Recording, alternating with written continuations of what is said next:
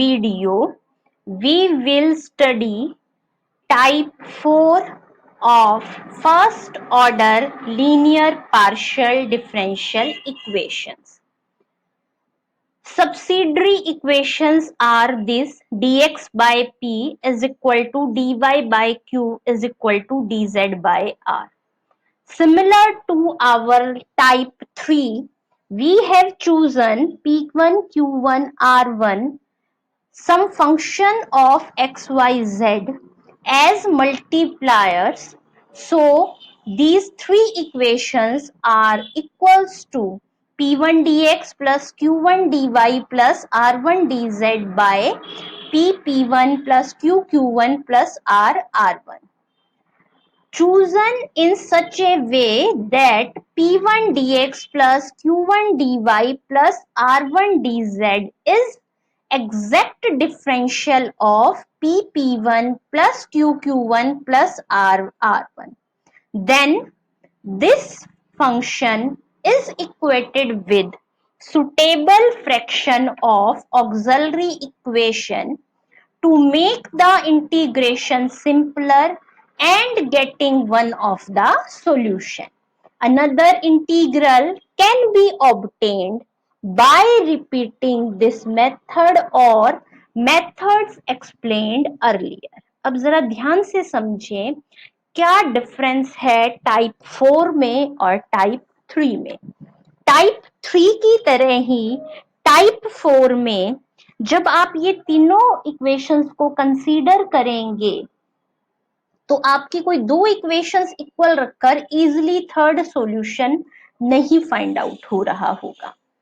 अब क्या है, लास्ट टाइप 3 में तो आपने मल्टीप्लायर्स ऐसे चूज किए थे कि डिनोमिनेटर आपका क्या बन जाता था, 0. अब अगर केस ऐसा हो कि आप ऐसे कोई भी मल्टीप्लायर्स चूज नहीं कर पा रहे हैं कि जिससे डिनोमिनेटर 0 बन जाए, तो आपका टाइप 3 वाला मेथड अप्लाई नहीं हो सकेगा. ऐसे केसेस में आपको टाइप 4 पर आना पड़ेगा.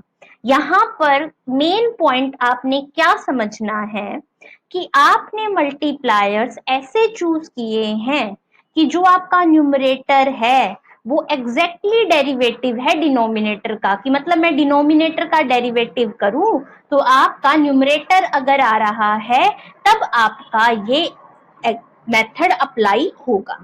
तब आप क्या करोगे कि इस फ्रैक्शन को इनमें से किसी भी एक फ्रैक्शन के इक्वल रखते हुए सॉल्व करोगे. किसके इक्वल रखकर कैसे सॉल्व करोगे वो आपकी क्वेश्चन की स्टेटमेंट पर डिपेंड करेगा. अब जरा ध्यान से देखो, मैंने यहां पर यही मेंशन किया है, is equated with suitable fraction of auxiliary equation to make the integration simpler and getting one of the solution.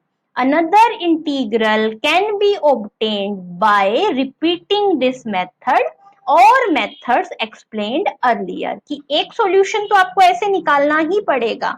जो दूसरा सॉल्यूशन है वो आपके टाइप 1, 2 या 3 किसी भी मेथड से भी आ सकता है और हो सकता है कि आपको दोनों ही सॉल्यूशन इसी मेथड से फाइंड आउट करने पड़े. तो अब हम अपने एग्जाम्पल से स्टार्ट करते हैं. फर्स्ट एग्जाम्पल क्या है, X square minus Y square minus Z square multiplied by P plus 2xy into Q is equal to 2xz.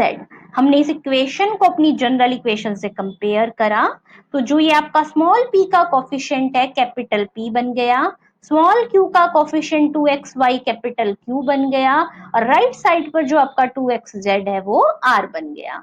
तो सबसे पहला काम आपने क्या करना है, अपनी लैग्रेंजेस इक्वेशंस लिखनी है. अब जरा ध्यान से देखें तो जो आपका एक सॉल्यूशन है वो इन दोनों मेंबर्स को इक्वल रख के आप इजीली फाइंड आउट कर सकते हैं. कैसे आ जाएगा, दोनों को जैसे इक्वल रखा 2 और x कैंसिल हो गए. अब आपका सिर्फ y और z वेरिएबल ही इन्वॉल्व हो रहा है तो आप उसका विद रिस्पेक्ट टू y और z इजीली इंटीग्रेशन कर सकते हैं. इंटीग्रेशन 1 बाय y का विद रिस्पेक्ट टू y हो गया log y, 1 बाय z का विद रिस्पेक्ट टू z हो गया log z और प्लस में ये आपका कांस्टेंट ऑफ इंटीग्रेशन. अब मैंने क्या करा, log y किसके इक्वल हो गया, log of z into a, तो आपका a की वैल्यू आ गई y बाय z, यानी कि आपका एक सॉल्यूशन आ गया है। अब जो आपको दूसरा सॉल्यूशन निकालना है, एक्चुअली उसमें आपका, अब जरा अपने तीनों मेंबर्स को ऑब्जर्व करें तो कोई भी और दो मेंबर इक्वल रखकर आप इजिली इंटीग्रेट नहीं कर सकते हैं। फिर आपके माइंड में आएगा कि हम पहले टाइप 3 पर ट्राई करें, तो अगर आप ट्राई कर देखेंगे तो ऐसा कोई भी मल्टीप्लायर्स आपके पास एग्जिस्ट नहीं करेगा कि जिसे आप अपने तीनों डिनोमिनेटर से मल्टीप्लाई करो और टोटल क्या बन जाए, 0। तो इसलिए मैंने यहाँ पर XYZ को जैसे ही मल्टीप्लायर चूज करा, आपकी टर्म बन गई ये। अब आपको लग रहा है कि अभी ये जिस फॉर्म में है उस फॉर्म में डिनोमिनेटर का डेरिवेटिव करने से न्यूमरेटर नहीं आ रहा है, नहीं आ रहा ना, क्योंकि एक्स प्रॉब्लम कर रहा है। तो मैं थोड़ा सा इसको सिंप्लीफाई करती हूँ, इसको इन तीनों में से किसी एक के इक्वल रखना है। अब आपकी मर्जी है, चाहे आप सेकंड के इक्वल रखो या थर्ड के। फर्स्ट को मैं इसलिए अवॉइड कर रही हूँ क्योंकि फर्स्ट के अपॉन में जो टर्म्स है उनका थोड़ा सा इंटीग्रेशन आपको कॉम्प्लिकेटेड हो जाएगा। तो मैंने यहाँ पर इन लास्ट टू को इक्वल रखा, तो जरा देखो आपका एक्स और एक्स कैंसिल हो गया। मैंने इस टू को यहाँ न्यूमरेटर में लिख दिया। क्यों लिखा, क्योंकि एक्स स्क्वायर का डेरिवेटिव 2x बनेगा, वाई स्क्वायर का 2y, जेड स्क्वायर का 2z। तो अब उस फॉर्म में आपके 2 की कमी थी तो मैंने यहीं से ले लिया, अगर यहाँ नहीं होता तो हम 2 से डिवाइड और मल्टीप्लाई कर लेते। अब जरा इस एक्सप्रेशन को ध्यान से देखिए। अब न्यूमरेटर जो है आपके डिनोमिनेटर का डेरिवेटिव है, तो अब किसी फॉर्म में कन्वर्ट हो गया, तो अब हमें क्या करना है, इंटीग्रेशन बोथ साइड। अब जरा देखो 1 बाय जेड का with respect to Z integration हो गया log z, प्लस में मैंने log of b constant of integration लिख दिया। अब यहाँ जरा देखो कि डिनोमिनेटर का मैं जैसे ही डेरिवेटिव करूं न्यूमरेटर आ रहा है, तो इसका इंटीग्रेशन डिनोमिनेटर का लॉगरिथम हो जाएगा। अब आपने क्या करना है, log को हटाना है, तो सबसे पहला काम log m plus log n, log of m into n, तो ये बन गया log of z into b, log of this. तो मैंने log कैंसिल करने के लिए both side exponential power apply करी, तो आपकी b की वैल्यू आ गई ये। a और b दोनों कांस्टेंट आ गए, उनका आप एक फंक्शन लिखिए जो कि एक आर्बिट्रेरी फंक्शन है। यहाँ पर आप f notation, phi notation, g notation, any notation आपकी जो भी मन करे आप यूज कर सकते हैं। हर नोटेशन में आपके आंसर से कोई इफेक्ट नहीं आता, और ये आपका क्वेश्चन कंप्लीट हो गया है। अब हम आ जाते हैं अपने नेक्स्ट एग्जांपल पे। क्या है, solve X square minus Y Z into P plus Y square minus Z X into Q is equal to Z square minus X Y. सबसे पहला काम वही, कंपेयर करें इस इक्वेशन को अपनी जनरल फॉर्म से। तो आपका कैपिटल P बन गया X square minus Y Z, capital Q बन गया Y square minus Z X, capital R बन गया Z square minus X Y. अब मैंने लिखनी है अपनी लैग्रेंजेस ऑक्सिलरी इक्वेशन। आपने dx के अपॉन में p की वैल्यू लिखी, dy के अपॉन में q की वैल्यू लिखी, dz के अपॉन में r की वैल्यू लिखी। अब जरा ध्यान से देखना इस क्वेश्चन को। अब एक्चुअल में जो आपका टाइप 4 के क्वेश्चंस हैं उसमें आपको different different type of varieties मिलेगी ऑपरेशंस की। तो थोड़ा सा आप अगर इनको ध्यान से करेंगे तभी ये आपको क्लियर होंगे। अब यहाँ पर सबसे मेजर प्रॉब्लम क्या आ रही है, तो सबसे पहले मैंने पहले भी आपको रिपीट किया है कि जैसे ही आप कोई नया मेथड करते हैं आपने ये जरूर समझना है कि उस पे आपका पुराना मेथड क्यों अप्लाई नहीं हो रहा। ठीक है, अब क्या करें, कोई भी दो फ्रैक्शन को जरा ध्यान से देखें, मैं इक्वल रखूं तो क्या इंटीग्रेशन हो सकता है, नहीं, क्योंकि फर्स्ट टू को देखें तो z कैंसिल नहीं हो रहा, सेकंड थर्ड को देखें तो x कैंसिल नहीं हो रहा, फर्स्ट थर्ड को देखें तो y कैंसिल नहीं हो रहा, यानी कि टाइप 1 और टाइप 2 फेल। यहाँ पर आप फाइंड आउट करना चाहोगे तो ऐसे कोई मल्टीप्लायर्स एग्जिस्ट नहीं कर रहे जिन्हें आप डिनोमिनेटर से मल्टीप्लाई करके अगर ऐड कर दो तो आपके डिनोमिनेटर का सम क्या बन जाए, 0। तो अब हमने क्या यूज करा, अब जरा देखो मैंने यहाँ थोड़ी सी एक्चुअल में शॉर्टकट में आपको लिखा है, डिटेल में आप इसको खुद सॉल्व करोगे तो आपको क्लियर हो जाएगा। अब ये एक्सप्रेशन मैंने कैसे लिखा है जरा इसको समझो। पहले सिर्फ फर्स्ट टर्म को देखो। अब मैंने क्या करा है, फर्स्ट टर्म में मल्टीप्लायर्स क्या लिए हैं, 1, -1 और 0। तो जैसे ही मैं 1 और -1 लिखूं तो dx माइनस dy आएगा। ये 0 लिख दिया तो ये वाली टर्म खत्म। इसमें से ये वाली टर्म सब्ट्रैक्ट करके मैंने फैक्टर्स बना दिए और ये वाली टर्म लिख दी। ठीक है, फिर मैंने मल्टीप्लायर्स चूज, अब ये तीनों फैक्टर इसके इक्वल है। सिमिलरली अब मैंने मल्टीप्लायर क्या चूज करा है, 0, 1 एंड -1। फिर वही 0 होने से ये वाला पार्ट तो 0 आएगा उसमें, 1 और -1 तो dy माइनस dz, और इन दोनों को सब्ट्रैक्ट करके आपने सिंपल फैक्टराइजेशन करनी है और आपका ये टर्म आ जाएगी। अब ये वाली टर्म भी आपकी इन तीनों टर्म्स के इक्वल है, ये भी इन तीनों के इक्वल, ये भी इन तीनों के इक्वल, इसलिए ये दोनों भी आपस में क्या हो गए, इक्वल। अब आ जाओ थर्ड पे, अब यहां मल्टीप्लायर क्या चूज करें, -1, 0 एंड 1। -1 इसलिए ये माइनस dx, 0 इसलिए नहीं आया, प्लस dz। तो मैंने ये माइनस से मल्टीप्लाई करा और इसमें ये वाली टर्म ऐड करके सिंपल फैक्टर्स बना दिए। अब अगर आपको फैक्टर्स में कंफ्यूजन हो रहा हो तो जरा देखो ध्यान से, कुछ भी नहीं है। फर्स्ट वाले में ही देखो, जब इस दोनों को सब्ट्रैक्ट करूंगी तो x square minus Y square बनेगा। आप उसको क्या लिख लोगे, x plus Y into X minus Y. फिर ये सेकेंड वाली टर्म्स को इकट्ठा ले लो, मैंने सब्ट्रैक्ट करा ना तो बीच का साइन पॉजिटिव हो गया, दोनों में से z कॉमन रख लो तो क्या बन गया, x minus Y. X minus Y मैंने कॉमन ले लिया, पहले से x प्लस वाई बच गया, दूसरे से z बच गया। बिल्कुल सिमिलर टेक्निक तीनों में यूज हो गई। अब एक्चुअल में ये तीनों फैक्टर इन तीनों के इक्वल हैं, इसलिए मैंने ये आपस में भी इक्वल रख दिए। मैंने यहाँ इनको इनके इक्वल रख के इसलिए नहीं सॉल्व करा क्योंकि उसमें कोई भी सिंप्लीफाइड ऐसी फॉर्म नहीं आ रही है कि जिससे आप इजिली इंटीग्रेट कर सको। अब जरा देखो ध्यान से, अब क्या करें, फर्स्ट 2 3। अब मैंने क्या देखा, तीनों में x plus Y Z cancel हो रहा है तो आपका ये बच गया। अब मैं क्या करूंगी, एक बार फर्स्ट सेकंड और एक बार सेकंड थर्ड को लेके इंटीग्रेट करूंगी। पहले फर्स्ट और सेकंड को लिया तो अब जरा देखो, डिनोमिनेटर और डिनोमिनेटर एक दूसरे के डेरिवेटिव है ना, x माइनस वाई का डेरिवेटिव क्या हो जाएगा, dx minus dy। y minus Z का derivative dy minus dz। Integration करा तो दोनों तरफ लॉगरिथम आ गया। कांस्टेंट ऑफ इंटीग्रेशन मैंने ले लिया log ऑफ a। ये दोनों log m plus log n से मल्टीप्लाई में आ जाएंगे और log कैसे कैंसिल करेंगे, टेकिंग एक्सपोनेंशियल बोथ साइड्स, आपकी a की वैल्यू आ गई। सिमिलरली लास्ट टू फ्रैक्शंस को आप लोगे तो जरा यहीं से ऑब्जर्व कर लो, आपका क्या बनेगा, ये ऊपर इसका डेरिवेटिव यहाँ इसका, तो log of y minus Z is equal to log of z minus X plus log of b। तो सिमिलरली आपकी b की वैल्यू ये आ गई, दोनों का फंक्शन लिखा, ये आपका सॉल्यूशन बन गया। अब आ जाते हैं हम अपने नेक्स्ट क्वेश्चन पे।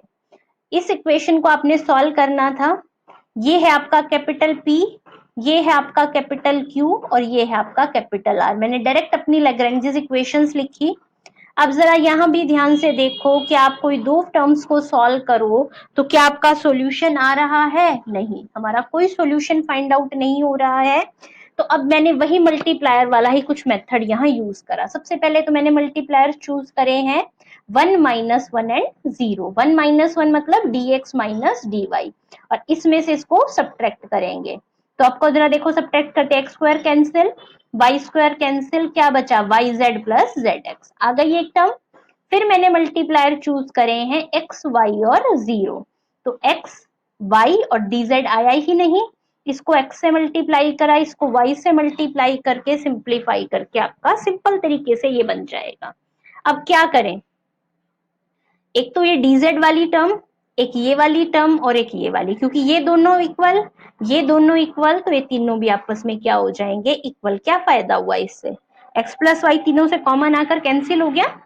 अब हम सॉल्व करते हैं पहले फर्स्ट टू मेंबर्स को। जैसे ही आप फर्स्ट टू मेंबर्स को सॉल्व करोगे, z से z cancel, dz is equal to आ गया dx माइनस dy के, सिंपल इंटीग्रेट करो, 1 का इंटीग्रेशन z, 1 का integration with respect to z z, with respect to x x y और प्लस में कांस्टेंट a। अब मैंने लिए लास्ट टू मेंबर्स, तो आपका सॉरी फर्स्ट और थर्ड मेंबर, तो आपका dz बाय z बना।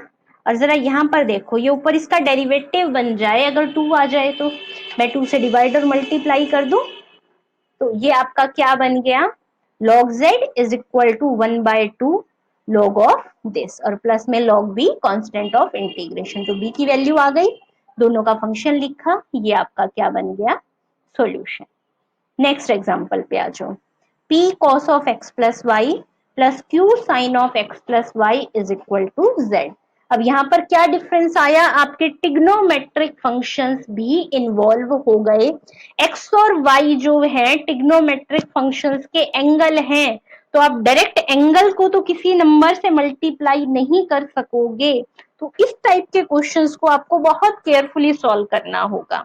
देखो मैंने सबसे पहले क्या करा, मल्टीप्लायर्स ऐसे चूज किए कि जो आपका z फंक्शन है वो टिग्नोमेट्रिक से सेपरेट हो जाए। तो मैंने देखो दो में टिग्नोमेट्रिक थे ना, उनके मल्टीप्लायर तो 1 और 1 ले लिए और z का 0 ले लिया। तो इस वाले एक्सप्रेशन में सिर्फ आपके टिग्नोमेट्रिक फंक्शंस इन्वॉल्व हो गए। अब दूसरी बात, दूसरा डिफरेंट मल्टीप्लायर चूज करना था। मैं एक्स वाई से मल्टीप्लाई इसलिए नहीं कर रही हूँ क्योंकि टिग्नोमेट्रिक के बीच में अलजेब्राइक इन्वॉल्व हो जाएंगे। तो नेक्स्ट टाइम मैंने 1 माइनस 1 0 चूज कर लिया। तो ये आपका है dx माइनस dy। अब जरा ध्यान से देखो, दोनों इक्वल, ये दोनों इक्वल, जब ये सेम है तो ये तीनों आपस में इक्वल हो जाएंगे। अब सबसे पहले मैं लास्ट टू मेंबर्स को सॉल्व कर रही हूँ। अब जरा ध्यान से देखो, इस वाली टर्म को मैं लेफ्ट साइड पर न्यूमरेटर में ले आई। तो अब जरा ध्यान से देखो, क्या डिनोमिनेटर का डेरिवेटिव न्यूमरेटर बन रहा है? कॉस का डेरिवेटिव माइनस साइन, साइन का डेरिवेटिव कॉस, बन गया ना डेरिवेटिव। और जो इनका एंगल है उसी के विद रिस्पेक्ट टू यहाँ डेरिवेटिव है। अगर आप इन टर्म्स को राइट साइड पर ले जाते तो एंगल तो होता है x प्लस वाई, साथ में डेरिवेटिव है dx माइनस dy। तो जो एंगल है साथ में उसका डेरिवेटिव नहीं बनता, इसलिए मैंने ऐसे किया है। अब मैं इंटीग्रेशन करूं, फंक्शन न्यूमरेटर में उसका डेरिवेटिव तो लॉग ऑफ फंक्शन, 1 का integration with respect to X X, 1 का integration with respect to Y minus Y plus log है। तो आपके पास सॉल्व करके की वैल्यू आ गई। क्या करा मैंने, लॉग ऑफ दिस था ही, ये लॉगरिथम में इधर ले आई, डिवाइड में m बाय n हो गया, y minus X as it is, a logarithm उधर जाके एक्सपोनेंशियल बन गया और एंगल देन मल्टीप्लाई हो गया। अब मैं क्या कर रही हूँ, सॉल्व कर रही हूँ taking first two members of. अब जरा ध्यान से देखो, सिंपल लिखा, इंटीग्रेशन का साइन लगा दिया। अब राइट साइड का तो इंटीग्रेशन सिंपल हो जाएगा, 1 बाय जेड का log z और प्लस में log v। मेन जो आपने देखना है लेफ्ट साइड प्रॉब्लम है, कॉस का एंगल था x प्लस वाई, उसी के विद रिस्पेक्ट ऊपर डेरिवेटिव था। तो मैंने एक काम करा, एक बार x प्लस वाई को टी पुट कर लिया ताकि आपको लिखने में थोड़ा सा सिंपल हो जाए। तो dx प्लस dy हो गया dt, तो आपका टर्म हो गया ये। इस टाइप के क्वेश्चन आपने बेसिक इंटीग्रेशन में बहुत पढ़े हैं। क्या करते हैं हम इसे, इस टाइप के क्वेश्चंस को हम साइन या कॉस के फॉर्मूले में कन्वर्ट कर लेते हैं। अब साइन और कॉस की वैल्यू सिर्फ 45 यानी कि पाई बाय 4 पर ही सेम होती है। क्या होती है वो, 1 बाय रूट टू। तो मैंने 1 बाय रूट टू से डिवाइड भी और मल्टीप्लाई करा। अब फॉर्मूला बनाना था तो मैंने एक 1 बाय रूट टू को साइन की फॉर्म में और एक को कॉस की फॉर्म में लिख दिया। अब ये क्या बन गया आपका, sign A cos B plus cos A sine B, sign A plus B का फॉर्मूला, 1 अपॉन में साइन का फॉर्मूला न्यूमरेटर में जाकर कॉसिकेंड बन गया और कॉसिकेंड का इंटीग्रेशन का हमने फॉर्मूला लगा दिया। फॉर्मूला लगाने के बाद अब देखो मैं क्या कर रही हूँ, 1 बाय रूट टू को लेफ्ट साइड में मल्टीप्लाई करूं तो जब यहाँ 1 बाय रूट टू का रूट टू आएगा तो पावर में चला गया, root two into log B को नया कांस्टेंट लॉग सी नाम रख दिया। अब ये दोनों प्लस में है तो मल्टीप्लाई में आ जाएंगे, बोथ साइड से लॉगरिथम कैंसिल हो जाएगा और आपका ये आंसर आ गया। और दोनों का ही जब मैंने फंक्शन बनाया तो ये आपका रिक्वायर्ड सॉल्यूशन आ गया।